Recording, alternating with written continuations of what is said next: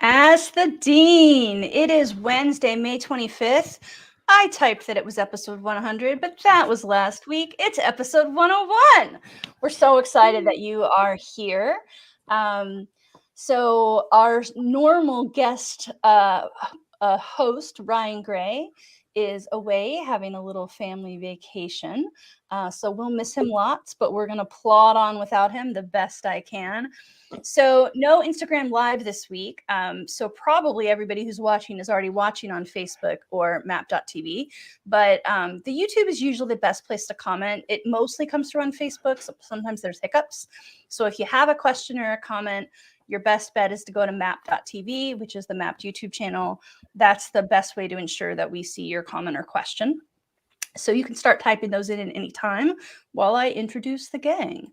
So we have first up the one, the only, Varinia Grannum, Master's in Education, former Assistant Dean of Prehealth and STEM Advising at Hofstra, the Harvard of Long Island, the Harvard of the East Coast. Wait, no. Ouch. Harvard is the Harvard of the East Coast. Exactly. How are you today, Miss Varinia? I'm doing good. Thank you. Glad that Ryan's taking some time off. And we had so much fun last week with episode 100 that we just decided to keep going and make this, part 2. And Dr. Scott Wright, former director of admissions at UT Southwestern, retired executive director at TMDSAS.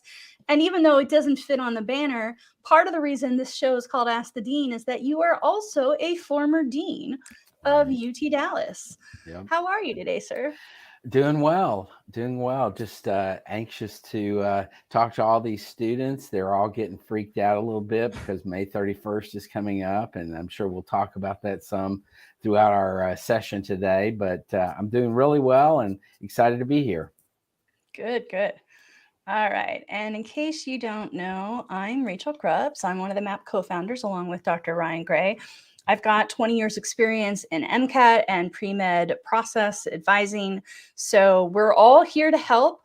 I see the first questions and comments trickling in now. Sometimes there's a little delay. So keep typing in questions and comments and we'll pick from those to answer what we can. Okay. Patrick asks, is shadowing okay for most meaningful? By definition, I would say it is for me, but I've seen hesitancy to do it because you personally don't have much impact. Dr. Wright, what do you think about this? Well, this is I think a reasonably good question. And I think what I would say to this is don't overthink it.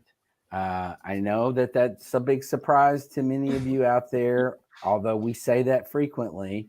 But I think, Patrick, I think what you have to do is you have to be you. This application is about you. And it is about what you find to be meaningful in your life and in your experience. And if the shadowing experience for you was a most meaningful experience, then you've got to go there and you've got to let that be the most meaningful and talk about why it was most meaningful to you in your experience. And then don't worry about the rest. You do you, and you say what you want to say and how you want to say it. And then you let the dust settle wherever it settles. But if you start down this road of, well, I find X to be most meaningful, but I'm going to do Y because of all these things that I think it might, do or whatever, that if you start out with that, then where does that ever end? Then you're altering everything about yourself because of what you want to portray to the admissions committee, as opposed to telling your story in a way that it makes sense to you. Yep. You all do right. you. Got an agreement for Ania. Oh, look, it's me again. You take that banner off. Yeah, I think the only caveat I might, or not even caveat, like maybe asterisk I might add to Dr. Wright's comment is, if one of your most meaningfuls isn't clinical, I might ask why, which doesn't mean fake it, right? Still 100% underlining everything he said about being authentic and not overthinking. But sometimes when one of the most meaningfuls isn't clinical, it means I didn't really do any clinical. And then I think, well, how do you know for sure you're going to be a doctor? And then it makes me wonder about what your personal statement says about patient interaction. And but again, that's not something you fix by tweaking the essay. It's something that you need to dig deeper on. Right. Mm-hmm. Right. AG says, hello, I'm currently a first-year pre-med. I'm taking so many units, working 2 jobs, started volunteering at a hospital. Am I on the right track for med school, or what should I be doing? Varinia, you want to chime in here? Sure. You've had a lot of Hi. experience advising Yeah. in course selection and whatnot. Yes. And frequently dealing with sort of the underlying theme that I hear of kind of feeling like I'm doing all this stuff. Am I doing enough? So AG, yes, it does sound like you are on the right track as far as volunteering at a hospital. As far as the units that you're taking and the working 2 jobs, that's a little bit more concerning just because it sounds like you're overwhelmed from this. Take it one step at a time, right? Don't forget that the whole purpose here is to try to do well in your courses. If you're taking a lot, if you're taking on too much, that might mean you have to, and you're working 2 jobs, you might have to just take a step back and figure out, okay, how am I doing this in a way that's not going to impact my grades and still be able to pay my bills, of course, while also continuing to do the things that I want to do to prove to myself that this is what I want to do. I want to be a doctor and etc. So take a step back, take a deep breath, trust that it seems like you know that this is what you need to do. I'm more concerned with just the pace of how things are going for you. Yeah. Okay. Yeah, and I agree. I agree with that, Varinia. And I think that one of the things that you should really consider, AG, is when you say I'm taking so many units. I don't know what that means. Are you taking more than you allotted? Are you trying to finish early? Are you trying to finish beyond what the plan says? Trying to finish in 3 years or whatever.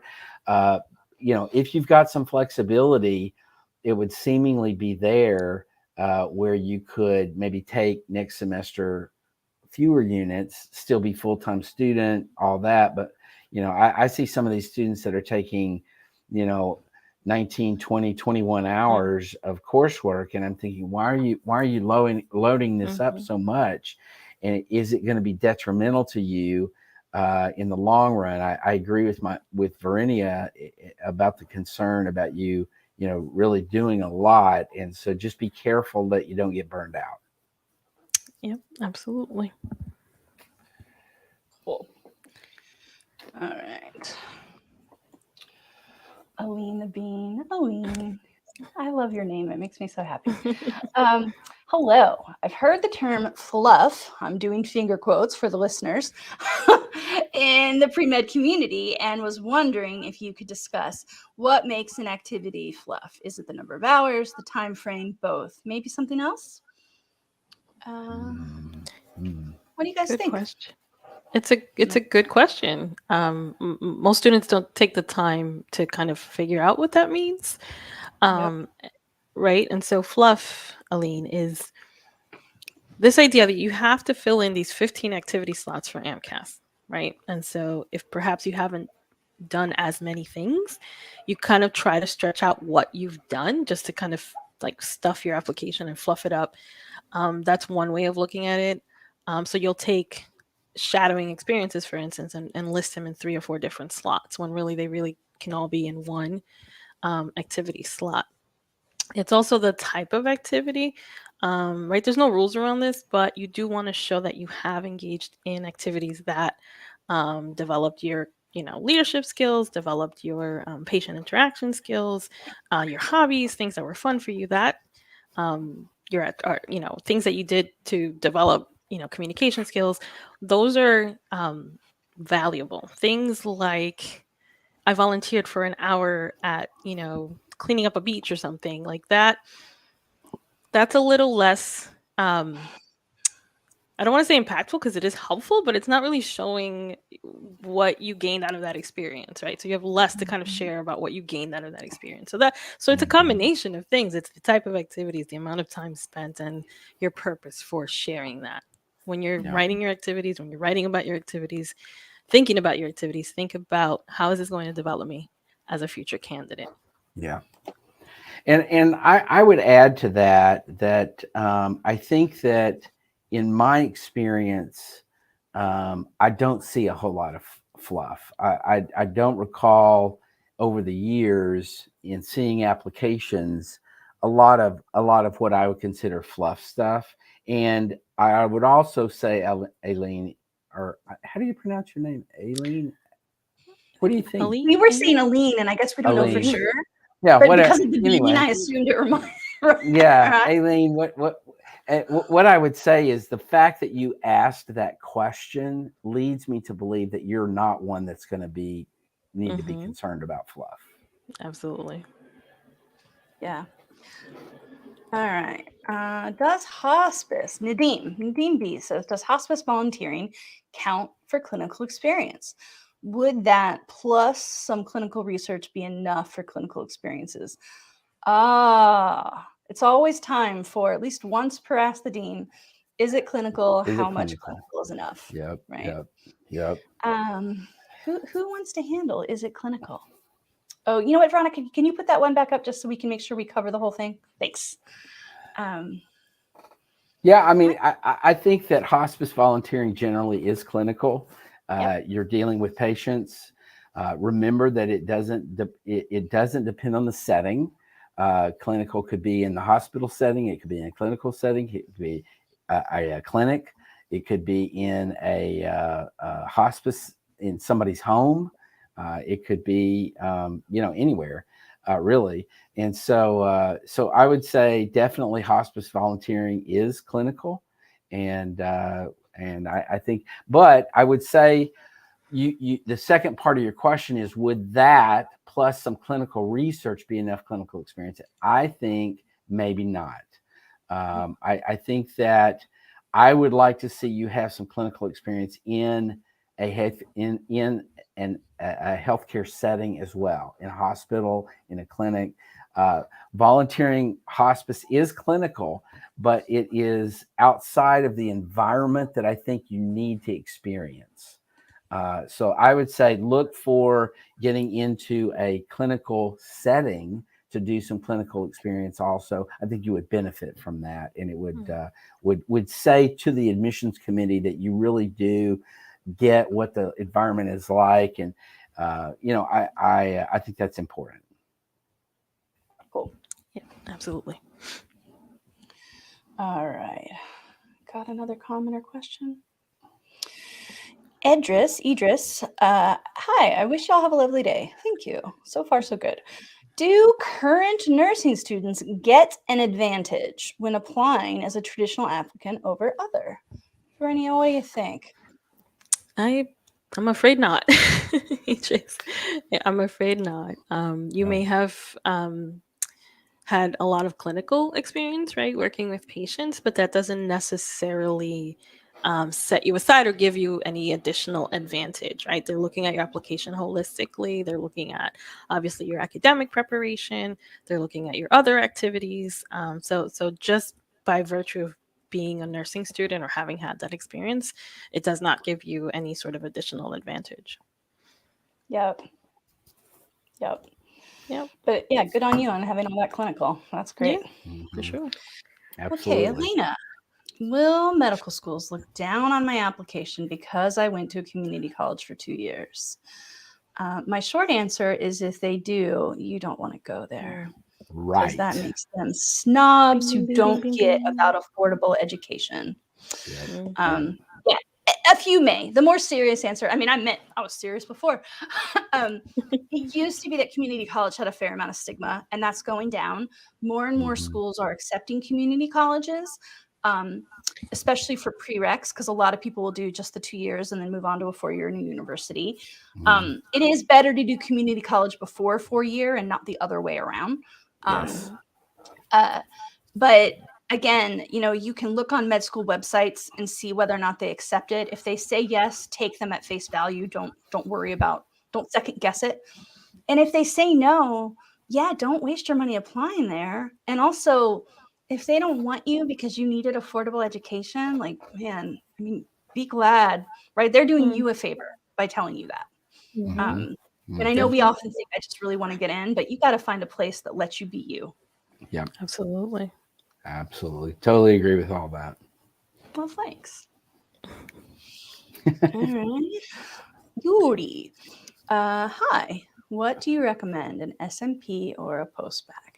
Now, I know Dr. Scott Wright has talked a lot about Postbac versus grad versus SMP. You want to spiel that, and maybe we can make a mental note to make a clip of this and share it because it's such commonly asked. Yeah, I mean, Yuri, I think in my opinion, I think especially for a low GPA, I think that a undergraduate postbac program is what I would be looking for. I'm looking for an experience because I know how to interpret a GPA in undergraduate classes much better than I understand in graduate work. Now S&P is a little bit different than that, and I'm not saying that S&Ps are bad. I'm not at all saying that. So do not hear that. But I like postbac programs that are undergraduate, that put you through the same coursework that everybody else has in the applicant pool, or most people have in terms of prerequisites and undergraduate coursework. So I think I would go in that direction. Now, having said that, special master's programs are, some of them are built specifically for GPA repair, and I definitely think it would be beneficial to look at those. I think there are also some other things that you want to consider, and one of those being financial aid. If you are maxed out on your undergraduate financial aid, then S&P is really the only way to go. And so you know, there are other things outside of what the actual program is going to do for you that you need to consider in terms of what's going to be workable for you, both academically and in other areas of your life. Very nice. And I will just quickly remind anyone who's thinking about their GPA and the way it's going to be looked at by med schools that you can use the coupon code 30 days free to try mapped at map.com. I'm sorry, I said that was a coupon code. It's a referral code. So when you're registering, put it in. You usually get 14 days free, so that'll give you 30. And we've got a free GPA calculator there. So there is a paid level. While you're using the trial, you get access to Pro, but after the Pro trial lapse, if you aren't interested in paying for subscription, you're still going to have the free GPA calculator forever. So check it out. Definitely. All right, what we got? Spencer Downs. Would it matter if one of my most meaningfuls was a somewhat recent activity that I started in the last month? If it matters, it is a job as a surgical tech. Varinia, what do you think? Good question. So it's a good question. Again, go back to what Dr. Wright was saying earlier. You decide what is most meaningful for you. Don't worry about trying to make it sound more meaningful because it's going to somehow make your application stand out. The goal here is, was it meaningful for you?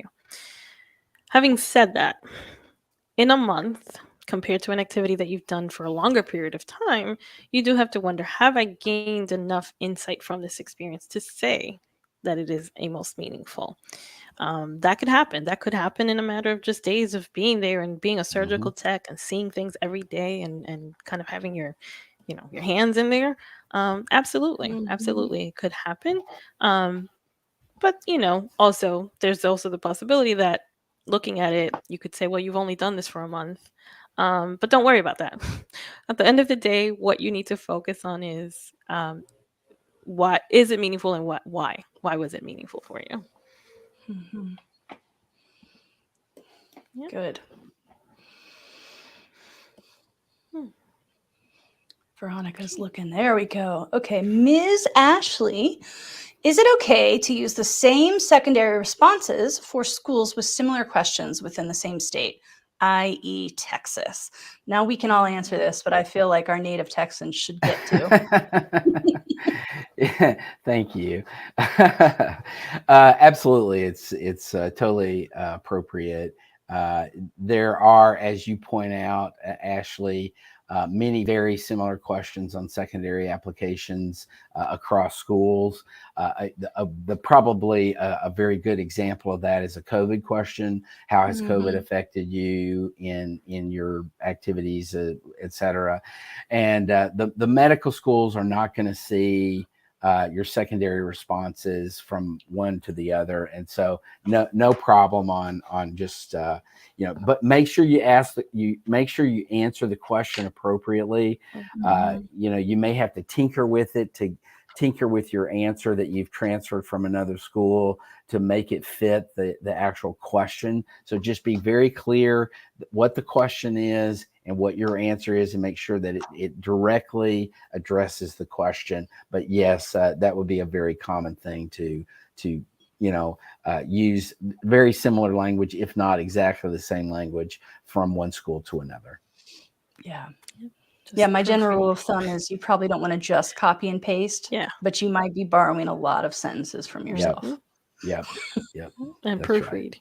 Make sure you're not addressing the school incorrectly. Dear wrong school name. Yeah. All right. Ben Fung. If I have an interest in a specialty, but I have no experience in it, how do I explain that in secondaries of schools that focus on that specialty? Example, UH with primary care. Now, this is interesting. I think Dr. Wright, as your former director of admissions at UT Southwestern, we should let you get to this one first. Yeah, this is not an uncommon question on a secondary application. What are you interested in? And I think this sort of same song, third or fourth verse, but I think you have to be honest with what you're saying. So, for example, if you are applying to University of Houston, which I assume is UH, and I know that UH has a very significant interest in primary care, then I think you have to just say, I have not shadowed a family practice doctor, but I do have interest in family practice or in primary care for the following reasons. And so just be straightforward and honest with it. And they're going to understand that. They understand that question. Not everybody has a incredibly broad experience in a lot of different specialties. And so just be honest and say what you want to say with regard to that specialty. And that's all you can do.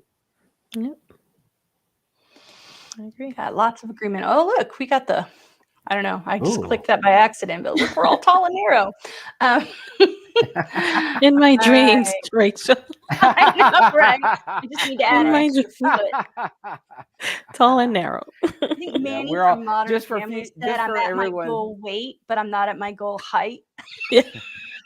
And just for reference, we're all short. For everybody that doesn't know us, we're all. That's true. Yeah, I'm 5'6", and I think you guys are shorter than I am. Yeah. So, yeah. 5'3". Okay. Jacob Walton. My only volunteering is 600 hours as a high school football coach. Is this a red flag to service-oriented med schools because it's not clinical? I have a paid clinical job with roughly 1,600 hours. I have a little spiel on this. If you guys want, I can take it. Yeah, go for it. Go for it. So here's the first thing, Jacob. I mean, I'm glad you're asking this question. Some of this might be semantics. So I'm going to answer your question, but I'm first just going to clarify terminology. We've got volunteering, we've got clinical, and we've got non-clinical. And there's overlap, but they aren't all the same. So often when schools say they want to see volunteering, what they really mean is I want to see community service, and it usually isn't clinical, and it's about, or it could be clinical, but it often isn't, and it's about working with underestimated, underserved populations within your community. So Habitat for Humanity, Soup Kitchen, maybe, right now there's a formula shortage. Maybe you're working down at the milk bank. Reaching out to people who are really, struggling in your communities. That's a community service thing. It's about populations that aren't getting the same kind of equity as people who are born just by virtue of their zip code, right, have different advantages. Then there is clinical experience, which is super important. I would say it's probably the most important activity for every pre-med, and it can be paid or volunteer. So if all your clinical is paid, that's no issue whatsoever. It shouldn't matter. Clinical can be paid or volunteer, and in the last 2 years, because of COVID, often it's actually been easier to get paid clinical than volunteer clinical. Yep. And then there's just whatever other work you do, right, that may or may not be clinical. So is it a red flag that your volunteering is a football coach job? Well, if you're applying to schools that say, I really want to see you work with underestimated disadvantaged communities, and you're volunteering at the local suburban high school where the houses are $500,000, $1 million. Well, I guess some of that's going to depend on what part of the country, because unfortunately, like in LA, $500,000 is actually not that nice of a house, right? But, right. You get the drift, right? In Ohio, right? But yeah, if you're at some middle class, upper middle class high school helping, I mean, that's still great. You love it. It's meaningful to you. It's not a bad thing, but I wouldn't pretend it's community service. Like, you could still call it volunteering if you weren't paid, but I wouldn't try to call it like helping underprivileged populations. So I hope that clarifies. That was a long answer, but this kind of thing comes up, maybe not every week, but many weeks. So I think it merits that deep dive. Agreed. All right. Mohammed says, I held my transcript for my spring grades. They will be released on June 9th. Should I wait until then to submit to AMCAS, or submit once the transcript comes in? Dr. Wright, what do you think? No, don't wait. Just, you can submit, and then and they get, and then the transcripts will come in. So yeah, I wouldn't delay. Yeah, and in some schools, you can also go ahead and order your transcript and just say mark for release as soon as the spring scores come in, right? So, correct. Correct. Oh, I guess it sounds like maybe that's what Mohammed said he did. Now that I reread that first sentence. Okay. Easy peasy.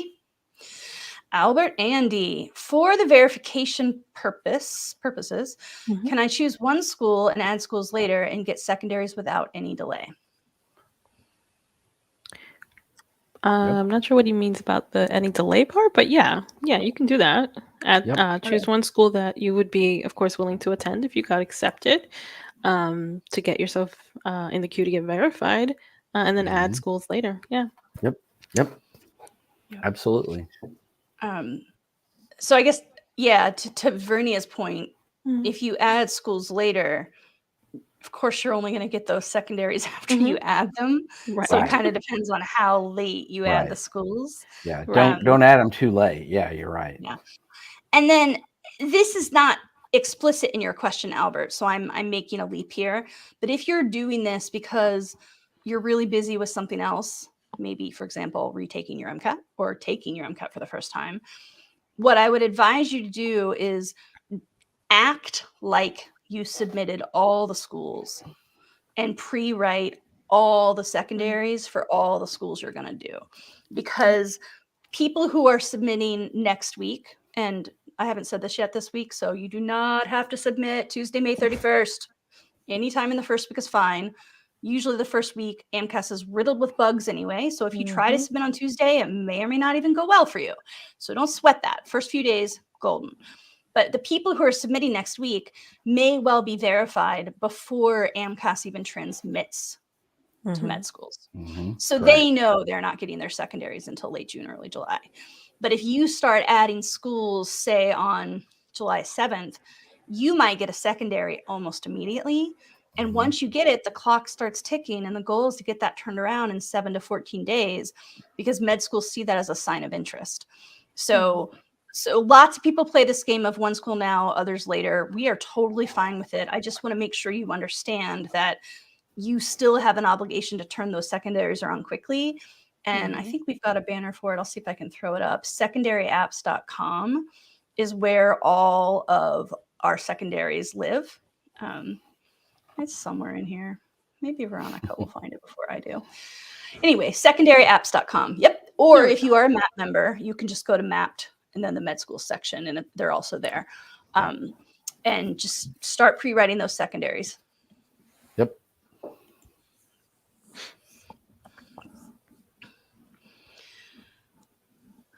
McKenna, our friend McKenna.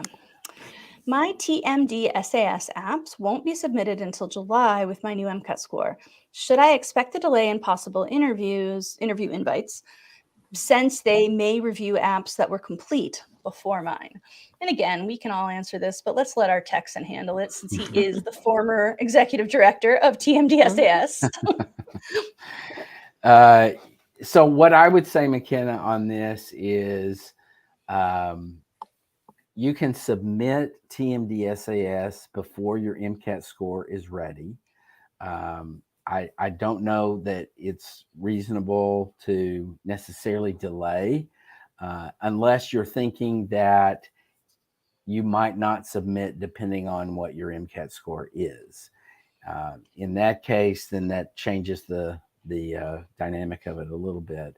But I would say you can submit whenever, and but if you wait until you have your MCAT score and submit, then yes, there is going to be a delay in that processing. Now, the lucky thing about TMDSAS is that processing does not take near as long as it does for AMCAS.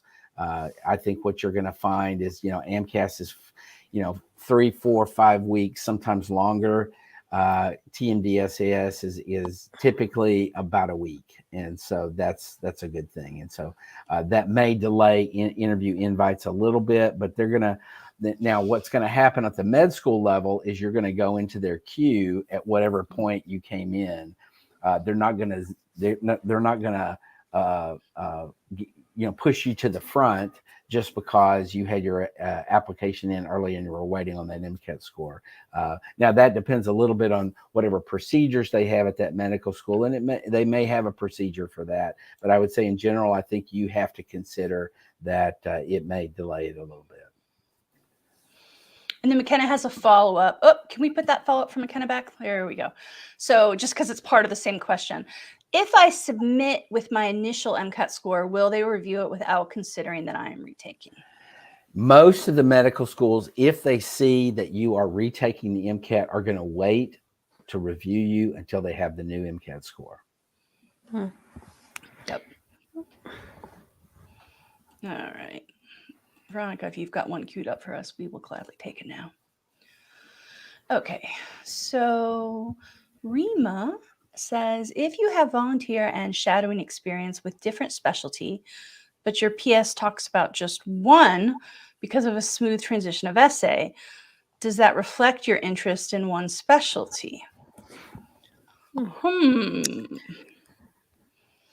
Well, I think we're all thinking the same thing. I think you're overthinking it, Rima. Bing, bing, bing, bing, bing.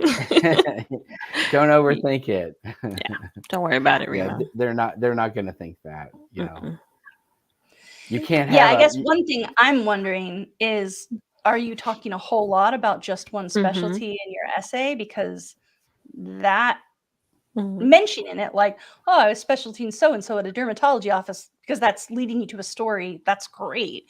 But I mean, we tend to say, don't write your PS about what specialty you want to pursue, because that's not the question.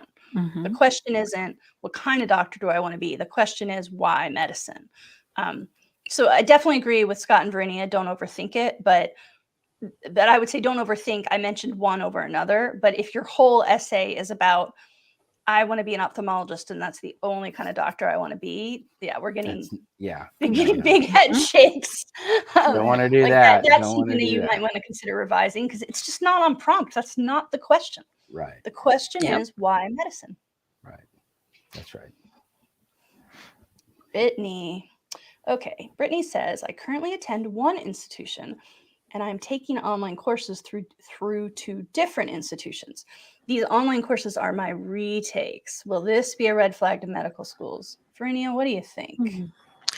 This is a great question. On its surface, no, it is not a red flag whatsoever. There are some schools that sort of still have this idea that online courses aren't, I guess, on par with in-person courses. I think fewer and fewer of those, especially now after 2 years of having or at least through COVID, being able to prove that you can take these courses and do well in them, even if they are online. So, no, I don't see this as a red flag, Brittany. So the only thing I would add to that is you need to make sure at your institution, in terms of if you're in a degree program, some institutions, if you take a retake, it won't count unless you do it at that institution. So that's an institutional policy. So in terms of what the medical schools are going to be looking at, the only caveat I would say to that is if you took a course at a university and now you're taking it online at a community college, that would be a red flag. Yeah. That's a good point. Yeah. Yeah, and it's just kind of leftover stigma, right? There's a concern that it might have been easier, and they don't want to think, well, she got, the C- at this rigorous school and the B+ at a less rigorous school. And whether or not community colleges and online courses are less rigorous isn't really the point, because it's about perception, and sometimes those perceptions are old-fashioned, but they're out there. Right. Right. That's right. But all right, we'll move on. Let's see. Shayla says, would a CAR score below 125 be a red flag, even if the other 3 sections are above 125? No. It's another common one. Most med schools are not super concerned about individual scores as much as the composite. I'm not Dr. Scott, right? Oops. One of us misclicked something. There we go. Thank you for that. It might have been me. Yeah, it's a common concern with MCAT. Sometimes it's CARS. Sometimes it's one of the sciences. If it's real egregious, so you got a 122 in one section and everything else is 127 and 128, I would just say take a breath, move on. If it's 118, which is the bottom of the scale, and that's, let's say you said in your CARS, and you also had to take English classes a couple times just to get the C that you needed for your Prerec completion, then that makes me start to worry, like, oh, does this person actually have some kind of reading, writing, English deficiency? So in a vacuum, just the score, I wouldn't worry about it. It's only if it's really, really low, and also if there's some kind of alignment with also bad grades in the corresponding subject at school. Yeah, I agree. Spencer again, how many schools would you recommend a person apply to between MD and DO? Good question. As many as it takes to get in. No, I'm kidding. That's humor, friends. That's totally. No, I would say my experience is I think that a lot of students are in somewhere around 30 schools if they're looking at DO and MD together. I would say 25 to 30 schools is pretty typical.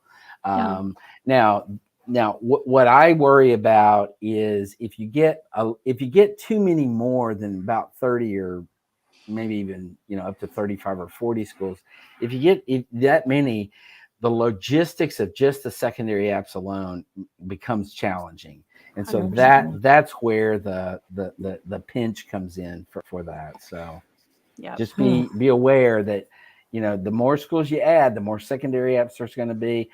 Set aside the financial cost. The logistics of the work can be a full-time job in and of itself.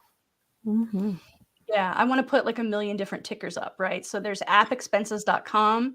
That'll calculate the cost of your application. Secondaries are really expensive. And what happens when people overdo it is a lot of times they sort of don't actually refine their school list until the secondary. So on primary, they get a little trigger happy. They just, it's not a good term. They get a little overeager and they pick too many, right? And then they get their secondaries and they realize I can't possibly turn these all around quickly. Or now that I'm looking at this more carefully, I'm noticing that actually some of these questions make me realize I don't really have anything to say and maybe I shouldn't apply to this school. And just that stuff is like just a waste of your time and money. You already spent the money on the primary app. So whether or not you work with us, I definitely strongly recommend that you check out the secondaryapps.com, which we found a minute ago. Where is it? I don't know. Anyway, secondaryapps.com. And look at those, because I think you should be using that as part of finalizing your school list. Yep. You know, if it talks a lot about we're UC Riverside and we believe strongly in serving the Inland Empire, and you think, no way am I going to spend my life in SoCal. I only wanted to go to college or med school there for 4 years. Why are you applying? They're looking for physicians who want to practice there. That's an obvious one. They're not always that obvious, but there's still clues. And then, just as a reminder, it is peak season, but we are still accepting people who need help for primary application. And a lot of our students who've been working with us since January and February are already moving on to their secondaries, right? Their primary is good to go. They're going to submit it Tuesday, Wednesday, Thursday after they've done a couple final proofreads, and they're already pre-writing their secondaries. So it's not too late to get in that queue. And if you wait 5 weeks, we'll still help you, but the queue will be a lot longer. Kaylee 10. Kayla says, hi, I'm having an extremely hard time finding physician assistants. Oh, good, a PA question. Physician assistant shadow. Should I go to different clinics in person to ask instead of calling and emailing them? Do you have any advice? Yeah, I do think going in person is a great idea. That's so you can do that. You could just spend a day, make yourself look a little polished and just go be your eloquent, bright, shiny face self. And also don't be discouraged, because there's going to be a lot of no's. That's the rules of cold calling, is you get a lot of no's before you get a yes. And then in the interim, hopefully you know about e-shadowing. So we do pre-med every Monday at 8 p.m. Eastern. And that's actually looking to change. We might be in June pushing that to just a time slot, honestly, that works better for our physician guests. But we also do pre-PA e-shadowing. And again, currently Monday at 7 p.m. And I'm not sure if that's changing or not. But if you go to e-shadowing.com, all the updates will always be there. And check out, I don't know where you've been looking. Urgent care places tend to be staffed with PAs often too. So that if you haven't looked into that, that'd be a great place to check. Super smart. Love that idea. I agree. Okay. Darlie Scott. I started college in 2019 and therefore have been unlucky to find clinical experience in my area due to the pandemic. Do you think medical schools will accept, I think you mean accept, but virtual shadowing? Well, Darlie, you may not know it, but you're actually asking 2 questions.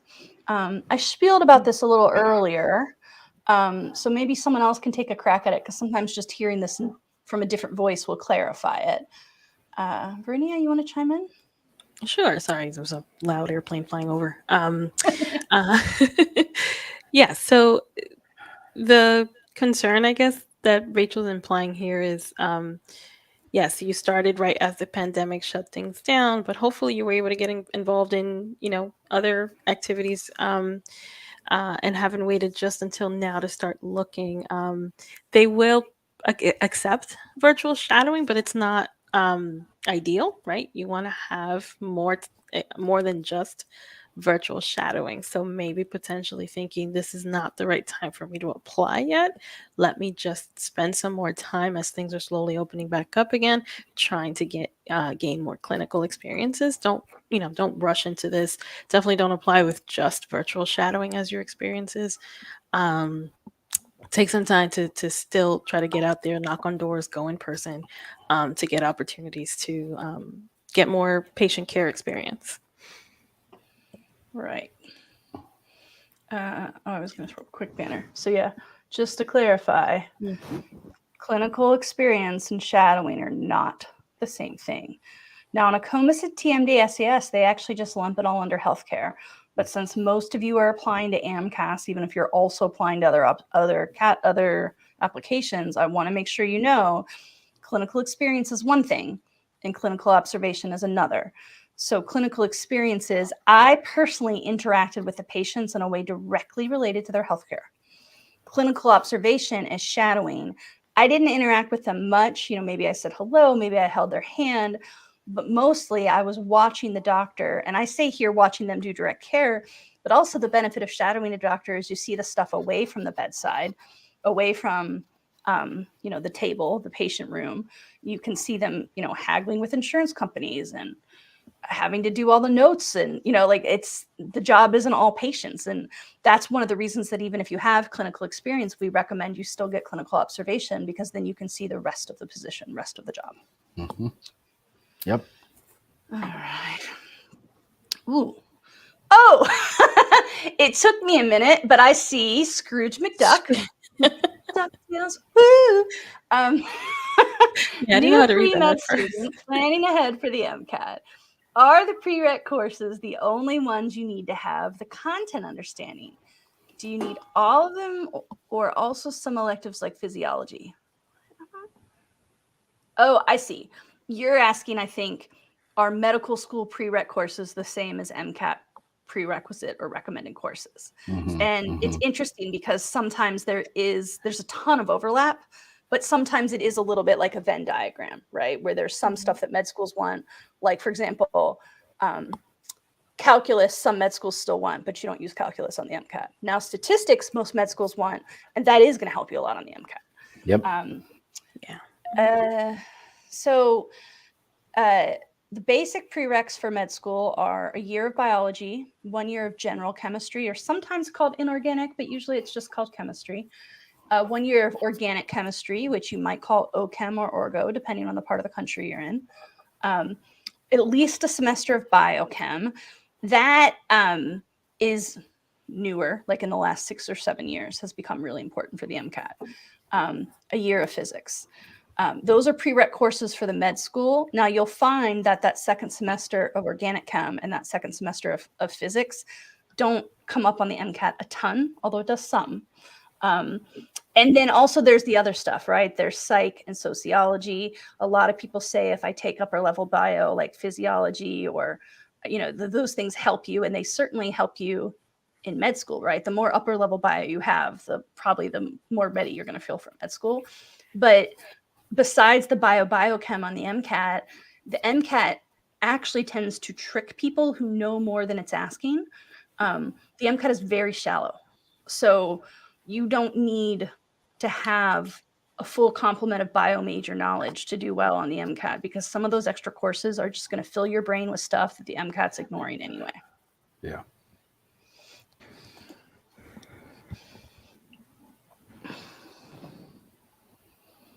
Ooh. Shayla asks, what makes a strong letter of recommendation? Dr. Wright, former director of admissions of UT Southwestern, the Harvard of Texas. Taylor's like, boo! Taylor's real mad at me right now. What do you think? Well, of course, I agree with you, but anyway, that's irrelevant. What makes a strong letter of recommendation? I think the strongest letters of recommendation come from people who know you the best, who know you really well. If a letter, so for example, if you get a letter from a professor and they say, Susie was in my class and she asked good questions and came by my office a couple of times. She made an A in the class. I think she's inquisitive, whatever. As opposed to a letter that says, I have a lot of experience with Susie. We have interacted quite a few times. She's a delightful young woman with a great mind, and, goes into a sort of effusive detail. And it's very clear that person knows you well. Then that's a great letter of recommendation. The ones that are not as great as she was in my class. There was 250 students in my class. She made an A. She seemed to ask good questions.